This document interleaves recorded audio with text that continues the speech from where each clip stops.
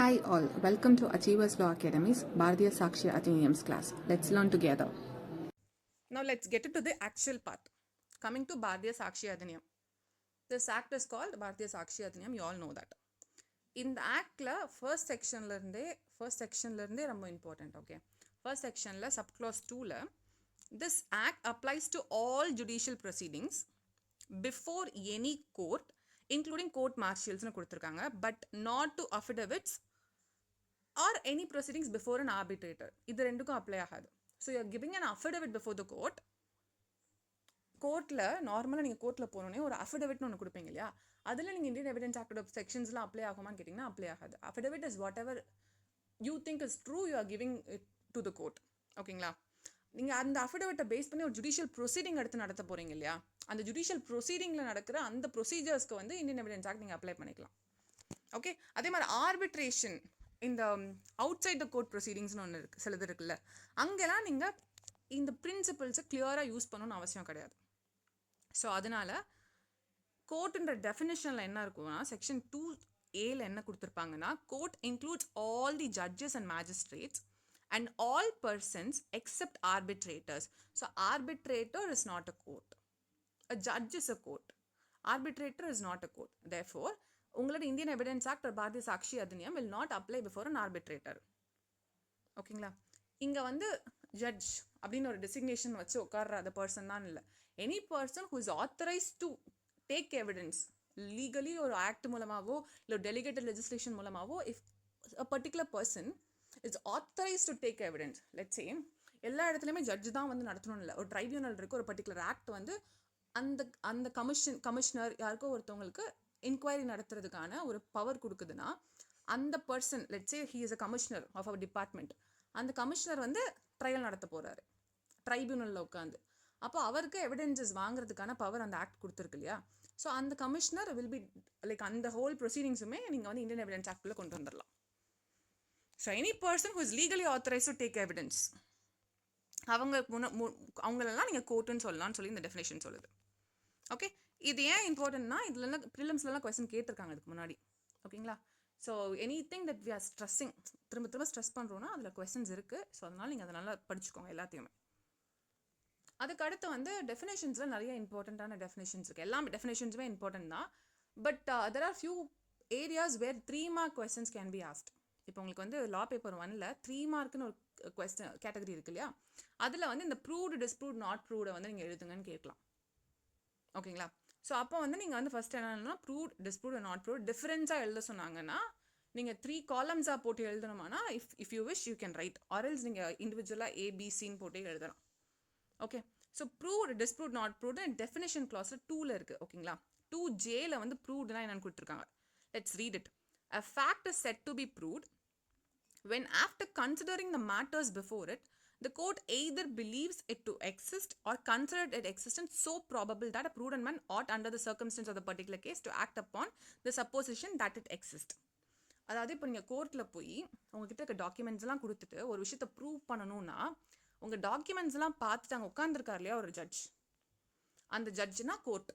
ஓகேங்களா? அந்த கோர்ட் என்ன பண்ணணும்னா, நீங்கள் கொடுத்துருக்க ஆவணங்கள் எல்லாத்தையும் பார்த்ததுக்கப்புறம் நீங்கள் சொல்கிற விஷயம் ஆமான்னு நம்பணும்.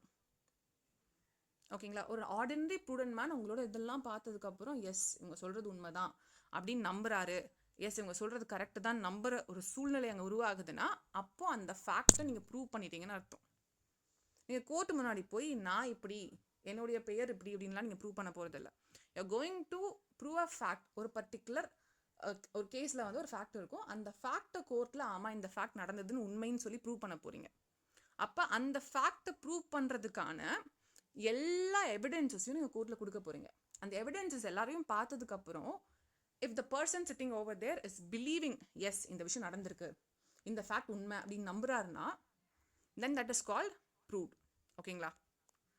டிஸ்ப்ரூவ்ட்னா என்னது? அதே மாதிரி ஒரு ஃபேக்ட்டுக்கு நீங்கள் நிறைய டாக்குமெண்ட்ஸ் எல்லாம் கோர்ட் முன்னாடி ப்ரெசென்ட் பண்ணுறீங்க, அதை பார்த்தா இந்த ஃபேக்ட் எக்ஸிஸ்டிங்ஸே இல்லை, இந்த டாக்குமெண்ட்ஸ்லாம் பார்த்ததுக்கப்புறம் இந்த மாதிரி ஒரு ஃபேக்ட் நடந்திருக்க வாய்ப்பே இல்லை அப்படின்னு சொல்லி கோர்ட் நினச்சதுன்னா, இல்லை ஒரு ஆர்டினரி ப்ரூடன்ட் மேன் இந்த டாக்குமெண்ட்ஸ் எல்லாம் பார்த்ததுக்கப்புறம் இந்த விஷயம் அப்படி நடந்திருக்கும்னு நினச்சாருன்னா, then you not proving it before the court. அப்போ அது டிஸ்ப்ரூவ்ட் ஆகிடுது. ஓகேங்களா? நாட் ப்ரூவ்ட்னா என்னன்னா when it is neither proved nor disproved. உங்களால் வந்து டாக்குமெண்ட்ஸே எடுத்துகிட்டு போக முடியல, then that is said as not proved. சரி, டாக்குமெண்ட்ஸ் எடுத்துகிட்டு போயிட்டு அவங்க நம்பினாங்கன்னா ப்ரூவ்டு, அவங்களால நம்ப முடியலன்னா டிஸ்ப்ரூவ்டு. உங்களால் அந்த லெவலுக்கே போக முடியலன்னா it is not proved. 2J is talking about proved, 2C வந்து டிஸ்ப்ரூவ்ட், 2I வந்து நாட் ப்ரூவ்ட். ஓகே, நீங்கள் வந்து உங்கள் பேராக்டில் படிக்கும்போது ஆர்டராக படிச்சுக்கோங்க, பிகாஸ் அதில் ஆல்ஃபபெட்டிக் ஆர்டரில் அந்த அரேஞ்ச்மெண்ட்ஸில் வரும், அந்த நம்பர்ஸ் உங்களுக்கு லெட்டர்ஸ் ஈஸியாக ஞாபகம் வரும். But for the purpose of explaining நம்ம இந்த மாதிரி பிபிடியில் ரெடி பண்ணியிருக்கோம். Okay, so prove, disprove and not prove. இதில் 3 மார்க் கொஸ்டின்ஸ் கேட்கலாம். They have asked it before also. So அதனால் யூ ஹாவ் டு எங்கெல்லாம் வந்து mentioning the 3 mark question or 5 mark question can be ask, அதை நீங்கள் மார்க் பண்ணிக்கோங்க. அதில் நீங்கள் ஒரு கொஸ்டின் எழுதி பாருங்கள். எழுதி பார்த்துட்டு just check your ability to right a 1 page answer. நீங்கள் எவ்வளோ ஈஸியாக அதை எவ்வளோ அழகாக உங்களால் எழுத முடியுதுன்னு சொல்லி நீங்கள் அவங்கள டெஸ்ட் பண்ணி பார்த்துக்கோங்க. ஓகே, அதுக்கடுத்து வந்து there is a concept of presumption. இந்த எவிடன்ஸ் ஆக்டோட பியூட்டி என்னன்னா, சில விஷயத்த வந்து ப்ரிசியூம் பண்ணுங்கன்னு சொல்லி கோர்ட்டுக்கு சொல்லிடும். சில விஷயங்கள் இந்த மாதிரி இருந்ததுன்னா இந்த மாதிரி தான் கோர்ட் ப்ரிசியூம் பண்ணிக்கணும், விச் மீன்ஸ் ஒருத்தருக்கு ஃபேவராக இனிஷியல் ப்ரிசம்ஷனே கொடுத்துரும். அப்போ இந்த ஆப்போசிட் பர்சன் தான் என்ன பண்ணணும்னா அது தப்பு அப்படின்னு சொல்லி கோர்ட்டில் ப்ரூவ் பண்ணணும். ஓகேங்களா? ஸோ அதுதான் இந்த ப்ரிசம்ஷன்ற கான்செப்ட் வந்து ஒரு அனுமானத்தை கோர்ட்டுக்கு கொடுத்துருது. இந்த அனுமானம் இந்த பர்சனுக்கு ஃபேவராக தான் நீங்கள் எடுத்துக்கணும்னு சொல்லி கோர்ட்டுக்கு வந்து இந்த ஆக்ட் சொல்லுது. சரிங்களா? ஸோ அதில் வந்து 3 டைப் இருக்குது. மே ப்ரிசியூம், ஷால் ப்ரிசியூம், இன்னொரு சர்டன் கேட்டகரி வந்து கன்க்ளூசிவ் ப்ரூஃப். ஓகேங்களா? இந்த ப்ரிசம்ஷன் யாருக்கு ஃபேவராக இருக்கோ அந்த பர்சன் வந்து இனிஷியலாக சில விஷயங்கள் இருந்தால் தான் அந்த பர்சனுக்கு அந்த ப்ரிசம்ஷன் வந்துடும். அப்போ ஆப்போசிட் பார்ட்டி தான் என்ன பண்ணுவார் அப்படின்னா, அவர்கிட்ட தான் பேர்டன் இருக்கும். இதை டிஸ்ப்ரூவ் பண்ணுறதுக்கான பேர்டன் கம்ப்ளீட்டாக அவர்கிட்ட இருக்கும். ஓகேங்களா? ஸோ செக்ஷன் 2Hல வந்து மே ப்ரிசியூம் அப்படின்னு ஒரு டெஃபினேஷன் கொடுத்துருக்காங்க. மே ப்ரிசியூம், ஷால் ப்ரிசியூம்க்கு வந்து ஒரே ஒரு டிஃப்ரென்ஸ் தான். அதாவது இந்த அதிநியமில் இருக்க சில செக்ஷனில் இந்த மாதிரி விஷயத்துக்கெல்லாம் கோர்ட் மே ப்ரிசியூம்னு கொடுத்துருப்பாங்க, சில இடத்துல ஷால் ப்ரிசியூம்னு கொடுத்துருப்பாங்க. அப்படின்னா என்னன்னா, if it is mention that the court May presume a particular fact us so and so அப்படின்னு கொடுத்துருந்தாங்கன்னா, it may either regard such fact as proved. The court may either regard, court என்ன பண்ணலாம்னா அந்த ஃபேக்டை ப்ரூவ்டுன்னு எடுத்துக்கலாம் unless and until it is disproved. Opposite party இதை disprove பண்ணுற வரைக்கும் நான் அதை ப்ரூவ்டுன்னு எடுத்துக்கலாம். ஆர் எனக்கு கொஞ்சம் டவுட்டாக இருந்துச்சுன்னா இதை ப்ரூவ் பண்ணுங்கன்னு நான் கேட்கலாம். ஸோ ஒரு ஃபேக்டில் ஏதோ ஒரு செக்ஷனில் இந்த ஃபேக்டை மே ப்ரிசியூம்னு எடுத்துக்கோங்கன்னு கோர்ட் அந்த செக்ஷனில் கொடுத்துருக்காங்கன்னா, இந்த அதிநியமில் இருக்க அடுத்தடுத்த சப்சீக்வெண்ட் செக்ஷன் நம்ம படிக்கிற இடத்துல எங்கேயோ ஒரு இடத்துல இந்த ஃபேக்டை நீங்கள் மே ப்ரிசியூம்னு எடுத்துக்கோங்க அப்படின்னு கொடுத்தோம். Presumption maybe in favour of the petitioner or maybe in the favour of the accused or in favour of the victim ஏதோ ஒன்று கொடுத்துருக்காங்கன்னா, அப்போ அந்த பர்சனுக்கு ஃபேவராக நீங்கள் என்ன பண்ணலான்னா அந்த ஃபேக்டை ப்ரூவ்டுன்னு நீங்கள் எடுத்துக்கலாம். ப்ரூவ்டுன்னு எடுத்துட்டிங்கன்னா கோர்ட் ஆப்வியஸாக இப்போ ஏ பர்சனுக்கு ஃபேவராக அந்த ஃபேக்டை நான் ப்ரூவ்டுன்னு எடுத்துக்கிட்டேன்னா ஆப்போசிட்டில் இருக்க பார்ட்டி என்ன பண்ணணும்னா இந்த ஃபேக்டை வந்து டிஸ்ப்ரூவ் பண்ணும். ஸோ அன்லஸ் அண்ட் அன்டில் அந்த பார்ட்டி வந்து சஃபிஷியன்ட் எவிடன்சஸ் கொடுத்து இந்த ஃபேக்டை டிஸ்ப்ரூவ் பண்ணலன்னா நான் வந்து என்னோட ப்ரிசம்ஷன் அண்ட் ஃபேவர் ஆஃப் ஏ தானே இருக்குது, அவருக்கு ஃபேவராக ஜட்ஜ்மெண்ட் கொடுத்துருவேன். ஆர் இந்த மே ப்ரிசியூம் நான் என்ன பண்ணலான்னா, எனக்கு அந்த ஃபேக்டை பார்க்கும்போது அந்த எவிடன்ஸஸ்லாம் பார்க்கும்போது எப்படி ஒரு ஃபேக்டை நீங்கள் ப்ரூவ்னு எடுத்துப்பீங்க, உங்கள் முன்னாடி நிறைய டாக்குமெண்ட்ஸ் கொண்டு வந்து கொடுத்துருப்பாங்க, ஒரு ஃபேக்ட் இருக்கும், நிறைய டாக்குமெண்ட்ஸ் இருக்கும். இந்த டாக்குமெண்ட்ஸ் எல்லாம் பார்த்ததுக்கப்புறம் இந்த ஃபேக்ட் எஸ் இது வந்து நடந்திருக்கிறதுக்கு வாய்ப்பு இருக்குது அப்படின்னு உங்களுக்கு தெரிஞ்சதுன்னா நீங்கள் ப்ரூவ்னு எடுத்துப்பீங்க. போன டெஃபினேஷன் நம்ம பார்த்தோம் இல்லையா? ஸோ அந்த மாதிரி நான் ஒரு பர்சனுக்கு ஃபேவரட் ப்ரிசம்ஷன் எடுக்கும்போது இந்த செக்ஷன்லேயே மே ப்ரிசியூம்னு கொடுத்துருந்தாங்கன்னா நான் டாக்குமெண்ட்ஸ் பர்ஃபெக்டாக இல்லைனா கூட நான் வந்து எஸ் இவருக்கு ஃபேவராக நான் எடுத்துக்கலாம். சப்போஸ் டாக்குமெண்ட் பர்ஃபெக்டாக இல்லாதப்போ நானே என்ன பண்ணலாம்னா நீங்கள் இன்னும் கொஞ்சம் டாக்குமெண்ட்ஸ் ப்ரொடியூஸ் பண்ணுங்கள், உங்களுக்கு நான் ஃபேவராக எடுத்துக்கிறேன்னு கேட்கலாம். ஓகேங்களா? ஆனால் ஷால் ப்ரிசியூம்னு கொடுத்துருக்க இடத்துல என்ன பண்ணணும்னா நான் வந்து கண்டிப்பாக அவருக்கு ஃபேவராக நான் எடுத்துக்கணும். ஆப்போசிட் பார்ட்டி வேணால் அதை டிஸ்ப்ரூவ் பண்ணலாம். கோர்ட்டாக வந்து நீங்கள் இன்னும் கொஞ்சம் டாக்குமெண்ட்ஸ் கொடுங்க, இன்னும் கொஞ்சம் எவிடன்ஸ் கொடுங்கன்னு கேட்க முடியாது. So that is the basic difference. In May presume நீங்கள் அந்த பார்த்தீங்கன்னா unless and until it is disproved or may call for proof of it னு இருக்கும். ஷால் ப்ரிசியூமில் unless and until it is disproved அவ்வளோதான். which means court cannot call for proof of it. இதுலேயும் இதுக்கு முன்னாடி கொஸ்டின்ஸ் கேட்டிருக்காங்க, ப்ரிலிம்ஸில் உங்களுக்கு வரும். ப்ரிலிம்ஸில் 2 ஸ்டேட்மெண்ட் கொடுத்து true or false statement S1 is true, S2 is false இந்த மாதிரி இருக்கும் இல்லையா? அதில் இந்த மே ப்ரிசியூம் ஷால் ப்ரிசியூம் கொடுத்து இந்த வேர்டை மட்டும் உல்ட்டா பண்ணிடுவாங்க. Okay, so you have to read very carefully. ஏன்னா மேன்றது வந்து நான் வந்து ப்ரூவ்டுன்னு எடுத்துக்கலாம், இல்லை நான் ப்ரூஃபும் கேட்கலாம். ஷால் ப்ரிசியூம்னா நான் ப்ரூவ்டுன்னு தான் எடுத்துக்கணும், என்னால் ப்ரூஃப் கேட்க முடியாது. ஆப்போசிட் பார்ட்டி வேணால் டிஸ்ப்ரூவ் பண்ணலாம். 2 கேஸ்லையுமே ஆப்போசிட் பார்ட்டி டிஸ்ப்ரூவ் பண்ணலாம். எல்லா கேஸ்லையுமே for the matter criminal justice சிஸ்டமே எப்படி இருக்குது அப்படின்னா, it is not particular in favour of one person. Opposite பார்ட்டிக்கு சஃபிஷியன்ட் டைம் கொடுப்பீங்க, sufficient all the efforts will be put by the opposite party to disprove the fact. என்ன விஷயம் அவனுக்கு அகேன்ஸ்டாக இருக்குதோ அதை டிஸ்ப்ரூவ் பண்ணுறதுக்கு அவர் எல்லாமே பண்ணுவார் இல்லைங்களா. ஸோ அந்த மாதிரி நம்ம கிரிமினல் ஜஸ்டிஸ் சிஸ்டமே 1000 குற்றவாளிகள் தப்பிச்சாலும் ஒரு நிரபராதி கூட தண்டிக்கப்பட்டுறக்கூடாது. கரெக்டாக? ஸோ அதனால் அவருக்கு நல்ல ஆப்பர்ச்சுனிட்டி நம்ம கொடுக்க தான் போகிறோம். ஸோ எல்லா இடத்துலையுமே அவர் டிஸ்ப்ரூவ் பண்ணிக்கலாம். பட் கோர்ட்டுக்கு கேட்கலாமா கேட்கக்கூடாதுன்ற உரிமை சில இடத்துல இருக்குது. மே ப்ரெஸ்யூம்னா நான் கேட்கலாம், ஷால் ப்ரெஸ்யூம்னா நான் கேட்கக்கூடாது. You have to keep this in mind. அதுக்கு அடுத்த கேட்டகரி வந்து கன்க்ளூசிவ் ப்ரூஃப். கன்க்ளூசிவ் ப்ரூஃப் அப்படின்றது வந்து சில விஷயங்களில் this act will tell this are conclusive ப்ரூஃப்ஸ்ன்னு சொல்லிடும், சில செக்ஷன் சொல்லிடும். சொன்னதுக்கப்புறம் the court shall on proof of one fact regard the other as proved and shall not allow evidence to be given for the purpose of disproving it. So 2 fact இருக்கும். இந்த ஒரு fact இந்த fact prove ஆகிடுச்சுன்னா அடுத்த fact ஆட்டோமேட்டிக்காக கன்க்ளூசிவாக prove ஆகிடுச்சுன்னு சொல்லிடுச்சுன்னா அந்த ஃபேக்ட்டை disprove பண்ணுறதுக்கு எவிடன்ஸே நீங்கள் அலோவ் பண்ணக்கூடாதுன்னு சொல்கிறாங்க. ஓகேங்களா? That is the definition. இந்த டெஃபினேஷனோட இந்த கன்க்ளூசிவ் ப்ரூஃப் எவிடன்ஸே அலோவ் பண்ணக்கூடாதுன்னா then what is criminal justice system, எங்கெல்லாம் அது வந்துடும் அப்படின்னு கேட்டிங்கன்னா நிறைய செக்ஷன்ஸில் அது யூஸ் ஆகாது. ஒரு 3 செக்ஷன்ஸில் மட்டும்தான் உங்கள் எவிடன்ஸ் ஆக்ட்லேயே அது யூஸ் ஆகுது. எந்தெந்த செக்ஷனில் யூஸ் ஆகுதுன்னா செக்ஷன் 35 பாரதிய சாட்சி அதிநியமில் section 35. earlier it was 41 in Indian Evidence Act. Section 41 of Indian Evidence Act or section 35 of BSA. அதில் வந்து ரிலவென்சி ஆஃப் சர்டன் ஜட்ஜ்மெண்ட்ஸ், சில ஜட்ஜ்மெண்ட்ஸ் வந்து கோர்ட் கொடுத்துருச்சுன்னா அந்த ஜட்ஜ்மெண்ட்டோட ரிலவென்சி சப்சிக்வெண்ட் ப்ரொசீடிங்கில் அந்த ஜட்ஜ்மெண்ட் ரிலவெண்ட்டாக இருக்கும்னு சொல்லியிருப்பாங்க. ஸோ பேசிக்லி லீகல் ப்ரெசிடென்ஸ் வந்து ரிலவெண்ட்டாக இருக்கும் இன் மேட்ரிமோனியல் டிஸ்பியூட், ப்ரொபேட், இந்த மாதிரி கேசஸ்லாம். ஸோ அப்போ அந்த ஏர்லியர் இது வந்து when there's a particular judgment அடுத்தடுத்த சப்சிக்வெண்ட் ஜட்ஜ்மெண்ட்ஸ்க்கு அதை நீங்கள் ரிலை பண்ணிப்பீங்க இல்லையா, அதில் டிட்டர்மைன் நடக்கிற ரைட்ஸ் அண்ட் லைபிலிட்டிஸை நீங்கள் ரிலை பண்ணிப்பீங்க. ஸோ அதனால அதுக்கு வந்து ஒரு கன்க்ளூசிவ் ஒரு அதை டிஸ்ப்ரூவ் பண்ணுறதுக்குலாம் உங்களுக்கு அலோவ் பண்ண மாட்டாங்க. So that is considered as conclusive proof. Second category வந்து section 116. earlier it was section 113, now it was 116. So இது வந்து legitimacy of a child. இது வந்து நம்ம பியூட்டிஃபுல்லாக டிராஃப்டாக இருக்கும். read this section. The fact that any person was born during the continuance of a valid marriage between his mother and any man or within 280 days after its dissolution, the mother remaining unmarried, shall be a conclusive proof that he is a legitimate child of the man. ஒரு குழந்தை இருக்குது, அந்த குழந்தையோட legitimacy determine பண்ண போகிறீங்க. இந்த குழந்தைக்கு இவர் தான் வந்து அப்பாவா அப்படின்னு சொல்லி நீங்கள் டிட்டர்மைன் பண்ணணும்னா எப்படி என்ன மாதிரி க்ரைட்டீரியா கொடுத்துருக்காங்க இந்த ஆக்டில். அதாவது ஒரு வேலிட் மேரேஜ், ஒரு ஆணுக்கும் ஒரு பெண்ணுக்கும் வேலிட் மேரேஜ் சப்சிஸ்டன்ஸில் இருக்கும்போது ஒரு குழந்தை பிறந்துருந்துச்சுன்னா அவர் தான் அப்பா அப்படின்னு சொல்கிறாங்க.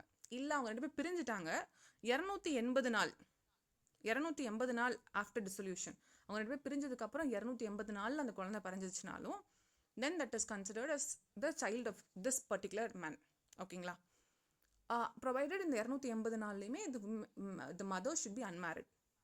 இந்த பெண் வந்து வேறு திருமணம் பண்ணாமல் இருந்திருக்கணும். அப்போ வந்து இந்த குழந்தைக்கு அவர் தான் அப்பான்னு சொல்லி எடுத்துப்பாங்க. Provided unless it can be clearly shown that the parties of the marriage had no access to each other at any time when he could have begotten. Unless the man can prove before the court that we didn't have any access with each other அப்படின்னு அவரால் prove பண்ண முடிஞ்சதுன்னா மட்டும் இந்த legitimacy அந்த conclusive ப்ரூஃபை வந்து நீங்கள் உடைக்கலாம். Otherwise it is conclusively prove that the man is the father of this child. Okay, அடுத்த செக்ஷன் என்னன்னா செக்ஷன் 121.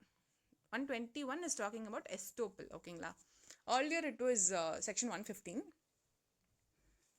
121 estoppelன்ற கான்செப்டே. What is estoppel? estoppel is when you give a word. நீங்கள் ஒரு வார்த்தை ஒருத்தவங்களுக்கு கொடுத்துட்டீங்க, ஒரு ப்ராமிஸ் கொடுத்துட்டீங்க, அந்த வார்த்தையை பேஸ் பண்ணி அதை கேட்டார் இல்லையா, அந்த நபர் சில விஷயங்கள் பண்ணிட்டாரு, அதனால அவருக்கு ஒரு சில எக்ஸ்பென்சஸ் கூட அவருக்கு சார்ஜ் ஆகிருக்கு. இப்போ நீங்கள் அந்த வார்த்தையை திரும்ப எடுத்தீங்கன்னா அவருக்கு அதுலேருந்து சில நஷ்டங்கள் உருவாகும். அப்படின்னா லா என்ன சொல்லுதுன்னா நீங்கள் அதை வந்து டேக் பேக் பண்ண முடியாது, நீங்கள் என்ன சொன்னீங்களோ அதை டேக் பேக் பண்ண முடியாதுன்னு சொல்லுது. அதான் எஸ்டோப்பல். எஸ்டோப்பல்ன்றது நான் ஒரு விஷயம் உங்களுக்கு சொல்கிறேன், அதை நம்பி நீங்கள் சில விஷயங்கள்லாம் பண்ணிட்டீங்க, அதனால் உங்களுக்கு சில எக்ஸ்பென்சஸ்லாம் ஆயிடுச்சு. இப்போ நான் திரும்பியும் இல்லை அப்படி சொல்லவே இல்லை அப்படின்னு சொன்னாலும் என்ன ஆகும், நீங்கள் போட்ட காசெல்லாம் வேஸ்ட்டாக போயிடும் இல்லையா. I'm telling to A that I'm going to sell my property. நான் இந்த இடத்த வந்து உங்களுக்கு தான் நான் கொடுக்க போகிறேன். நீங்கள் வந்து லீஸில் இருக்கீங்க அந்த இடத்துல. நான் சொல்கிறேன், இந்த இடத்த நீங்கள் ஒரு 3 மாதம் கழிச்சு நீங்களே வாங்கிக்கோங்க. இந்த இடத்த நீங்கள் பெர்மனெண்ட்டாக வச்சுக்கோங்க. நான் எப்படி விற்க தான் போகிறேன், ஸோ நீங்களே வாங்கிருங்கன்னு நான் சொல்லிட்டேன். உங்களுக்கு தான் நான் விற்க போகிறேன் அப்படின்னு நான் சொல்லிட்டேன். அதை நம்பி இங்கே என்ன பண்ணீங்க, லீஸ் பீரியட் முடிஞ்சதுக்கப்புறம் நான் வித்துறேன் அப்படின்னு சொல்கிறேன். ஓகேங்களா? ஸோ லீஸ் பீரியட் முடிஞ்சதுக்கு இன்னும் 3 மாதம் இருக்குது. பட் நீங்கள் என்ன பண்ணுறீங்க, கண்டிப்பாக நமக்கு தானே விற்க போகிறாங்கன்னு சொல்லிட்டு அந்த இடத்துல நீங்கள் என்ன பண்ண போகிறீங்க, ஒரு பெரிய பில்டிங்லாம் கன்ஸ்ட்ரக்ட் பண்ணிட்டீங்க. பெர்மனெண்ட்டாக நம்ம தானே வச்சுக்க போகிறோம் அப்படின்னு சொல்லிட்டு பெர்மனெண்ட்டாக சில விஷயங்கள் வந்து நீங்கள் இன்வெஸ்ட் பண்ணிட்டீங்க. 3 மந்த்ஸ்க்கு அப்புறம் நான் வந்து சொல்கிறேன், இல்லை பெட்டர் ஆஃபர் எனக்கு ஒரு இடத்துல வந்திருக்கு, so not giving it to you, I'm giving it to another person. I cannot take back this word because believing on my word, you have put in a lot of efforts. Let's say you're not a leasee. நீங்கள் என் இடத்துல லீஸில் இல்லைனா கூட வேறு ஏதோ ஒரு விஷயத்தை நான் சொல்கிறேன், இந்த மாதிரி நான் உங்களுக்கு என்னோடய ஃபேக்ட்ரி நான் உங்களுக்கு விற்கிறேன்னு நான் சொல்லிடுறேன். அந்த ப்ராப்பர்ட்டி உங்களுக்கு நான் பர்ஃபெக்டாக கொடுக்கல, ஆனால் அந்த ஃபேக்ட்ரி நமக்கு தான் வரப்போகுது அப்படின்ற ஒரு ஆசையில் நீங்கள் என்ன பண்ணிடுறீங்க, அந்த ஃபேக்ட்ரியில் என்னெல்லாம் ப்ரொடியூஸ் பண்ணுவோமோ அது ரா மெட்டீரியல்ஸ் எல்லாத்தையும் கலெக்ட் பண்ணி வச்சிட்டிங்க. ஓகே, ஒரு மாதம் கழிச்சு அவங்க நமக்கு விற்க போகிறாங்க, இப்போவே நம்ம ரா மெட்டீரியல்ஸ் வாங்கி வச்சிட்டா நல்லா ஈஸியாக இருக்கும் அப்படின்னு சொல்லிட்டு எல்லாத்தையும் காசு போட்டு இன்வெஸ்ட் பண்ணி வாங்கிட்டீங்க, மார்க்கெட்டிங் பண்ணிட்டீங்க, எல்லாமே பண்ணிட்டீங்க. ஒரு மாதத்தில் நான் என்ன சொல்கிறேன், இல்லை நாங்கள் ஃபேக்ட்ரி கொடுக்க போகிறதில்ல உங்களுக்கு. So what happen to the amount that you invested, நீங்கள் இன்வெஸ்ட் பண்ணதெல்லாம் வேஸ்ட்டாக போயிடுதில்ல. ஸோ அதனால் இந்த மாதிரி நான் வந்து டேக் பேக் பண்ண முடியாது என்னோடய வேர்ட்ஸை. So when there's a word that you have given or a declaration or act ஏதோ நீங்கள் பண்ணுறீங்க, அது மூலமாக இன்னொரு பர்சன் அதை நம்பி சில விஷயங்கள் பண்ணிட்டாரு. ஓகேங்களா? இப்போது நீங்கள் you cannot take back that thing. அந்த நான் சொன்ன விஷயத்தோட உண்மைத்தன்மையை நான் வந்து இல்லை நான் அப்படி சொல்லவே இல்லை அப்படின்லாம் சொல்லி ஏமாற்ற முடியாது கோர்ட்டில். Okay, so estoppel is there. So இந்த 3 இதில் தான் கன்க்ளூசிவ் ப்ரூஃப் வரும். ஸோ பேசிக்லி கன்க்ளூசிவ் ப்ரூஃபில் அதோட அது கொஸ்டினிங், அது இல்லை நான் அது பண்ணலை அப்படின்னு சொல்கிறதுக்கான தன்மை ரொம்ப கம்மியாக இருக்கும். ஸோ இந்த 3 கேசஸில் அதுக்கு ரொம்ப கம்மியாக இருக்கும். ஓகே, இந்த 116 செக்ஷன் 116 இருக்கு இல்லையா, செக்ஷன் 116 நம்ம பார்க்கும்போது இப்போ ரீசெண்டாக டிஎன்ஏ டெஸ்டிங் அதெல்லாம் வந்துருச்சுல. With all scientific advancement we have got DNA testing, இந்த மாதிரிலாம் வந்துருச்சு. earlier it was like this. இப்போ லெஜிட்டிமசி ப்ரூவ் பண்ணுறதுக்கு நிறையா விஷயம் இருக்குது. we'll learn about all of this and when we read about 116 in particular. Okay, அதில் உங்களுக்கு 5 மார்க் கொஸ்டினே கூட கேட்கலாம். அடுத்து section 2D is talking about document. இப்போ கோர்ட்டில் கொடுக்குறது எல்லாமே டாக்குமெண்ட்ஸ் தானே, நீங்கள் கொடுக்குறது எல்லாமே டாக்குமெண்ட்ஸ், கரெக்டாக? ஸோ டாக்குமெண்ட்னா என்ன அப்படின்னா, இப்படி தான் இருக்கணும் அப்படின்னு சொல்லி ஒரு வரைமுறையெல்லாம் கிடையாது. எனிதிங், எனி மேட்டர் இந்த வேர்ல்டில் இருக்கிற எனி மேட்டர், அந்த மேட்டரில் நீங்கள் என்ன பண்ணணும்னா ஒரு சில விஷயத்தை நீங்கள் எக்ஸ்ப்ரெஸ் பண்ணியிருக்கணும். ஏதாவது ஒரு விஷயம் சப்ஸ்டன்ஸ் மூலமாகவோ, லெட்டர் மூலமாகவோ, ஒரு ட்ராயிங் மூலமாகவோ எக்ஸ்ப்ரெஸ் பண்ணப்பட்டிருந்துச்சுன்னா அது ஒரு பர்பஸ்க்காக இவங்களுக்கு புரியணும், இவங்களுக்கு அது புரிய வைக்கணும் அப்படின்றதுக்காக நான் எக்ஸ்ப்ரெஸ் பண்ணியிருக்கேன்னு வைங்களேன். That particular thing is called as a document. Document is not necessarily அது பேப்பரில் தான் இருக்கணும், அது கல்வெட்டாக தான் இருக்கணும் அப்படிலாம் கிடையாது. Everything is a document. ஒரு இன்ஸ்கிரிப்ஷன் இருக்குது, அது டாக்குமெண்ட் தான்.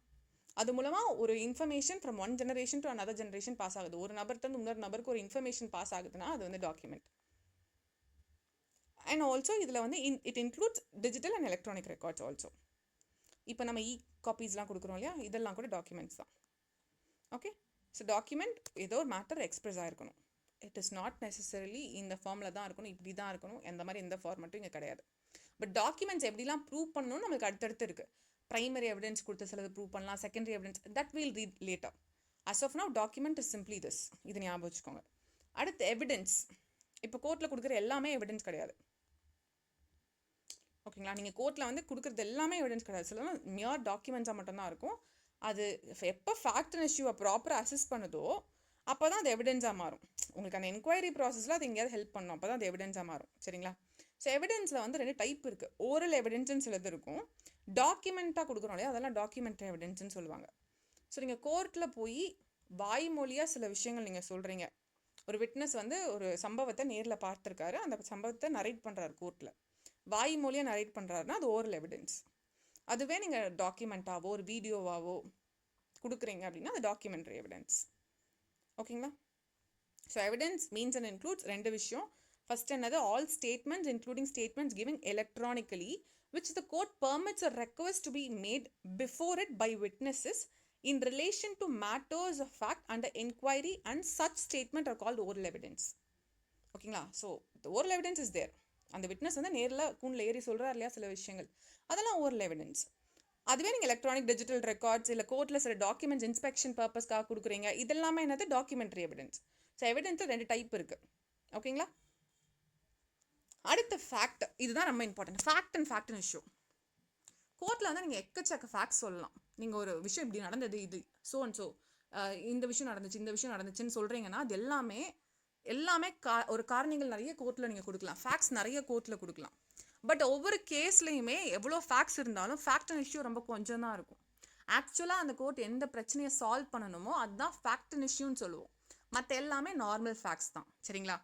ஸோ ஃபேக்ட்னா என்னென்னா anything, state of things or relation of things capable of being perceived by the senses or any mental condition of which a person is conscious. ஃபேக்டில் வந்து ஃபிசிக்கலாக நம்ம பார்க்குற சில விஷயங்கள் இருக்கும், மென்டலாக நம்ம பர்சீவ் பண்ணுற சில விஷயங்கள் இருக்கும். அப்போ நான் நேரில் என்ன கண்ணால் சில விஷயங்கள் பார்க்குறேன், என்னோட சென்சஸ், கண், காது, மூக்கு, என்னோட உணர்ச்சிகள், இந்த மாதிரி என்னோட சென்சஸ் மூலமாக சில விஷயத்த உணர்றேன் அப்படின்னு வச்சுக்கோங்களேன், அது எல்லாமே ஃபேக்ட் தான். இப்போ இங்கே ஒரு மர்டர் நடந்திருக்கு, நான் கண்ணால் பார்க்குறேன், அங்கே ரத்தமாக இருக்குது, ஓகே, இல்லைனா அந்த டெட் பர்சன் அங்கே கிடையாது, ஓகேங்களா, ஆனால் அந்த இடத்துல ஒரு ஸ்ட்ரகிள் நடந்ததுக்கான அடையாளம் இருக்குது, அந்த இடத்துல இருக்கிற சேரெல்லாம் உடஞ்சிருக்கு, அந்த இடத்துல நிறைய ரத்தம் கொட்டியிருக்கு, ஆனால் அந்த பாடி அங்கே இல்லை. ஸோ நீங்கள் இதை பார்க்குறீங்க, அடுத்த நாள் நீங்கள் வேலைக்கு வரீங்க, ஓப்பன் பண்ணி பார்த்தா உள்ளே இந்த மாதிரி கலவரம் நடந்ததுக்கான நிறைய விஷயங்கள் இருக்குது, ஒரு பர்சனை கொண்டிருப்பாங்க, இல்லை பெரிய சண்டை நடந்திருக்கு, ரத்தம்லாம் சிந்தப்பட்டிருக்குன்னு உங்களுக்கு தெரியுது. அப்போ நீங்கள் இமீடியட்டாக போலீஸ் கால் பண்ணுவீங்க இல்லையா? ஸோ நீங்கள் என்ன சொல்கிறீங்க, நீங்கள் கோர்ட்டில் சொல்கிறது வந்து ஒரு ஃபேக்ட் தான், அது ஃபேக்ட்னு இஷ்யூ கிடையாது. நான் கதவை ஓப்பன் பண்ணேன், கடையை ஓப்பன் பண்ணேன், உள்ளே பார்த்தா ஏதோ பிரச்சனை நடந்திருக்கு, அப்போ யாரோ வந்து இங்கே சண்டை போட்டு ஒன்று ஆளை கொண்டுட்டு எடுத்துகிட்டு போயிருந்துருக்கணும், இல்லைனா 2 பேரும் சண்டை போட்டு நிறைய ரத்தம்லாம் இங்கே சிந்திட்டு அதுக்கப்புறம் போயிருந்துருக்கணும். ஏதோ ஒரு விஷயம் அங்கே நடந்திருக்குன்னு எனக்கு தெரிஞ்சிச்சுன்னா அது ஜஸ்ட் ஒரு ஃபேக்ட் தான். அதுவே அங்கே ஒரு டெட் பாடி இருந்துச்சுன்னு வைங்களேன், அது ஒரு ஃபேக்ட் அண்ட் இஷ்யூ ஆகிடும். அங்கே ஒரு டெட் பாடி இருந்ததுன்னா அப்போ நான் போலீஸ்க்கு கால் பண்ணேன்னா அதுதான் மெயின் ஃபேக்ட். இந்த மர்டர் யார் பண்ணது, இப்போ ஸோ அண்ட் ஸோ பர்சன் இவரை கொன்னாரா, யார் கொன்னது அப்படின்ற அந்த ஒரு பர்டிகுலர் ஃபேக்ட் இருக்கு இல்லையா, அதுதான் ஃபேக்ட் அண்ட் இஷ்யூ. அதை சால்வ் பண்ணுறதுக்கு நிறைய ரிலவெண்ட் ஃபேக்ட்ஸ் அவங்க யூஸ் பண்ணிப்பாங்க.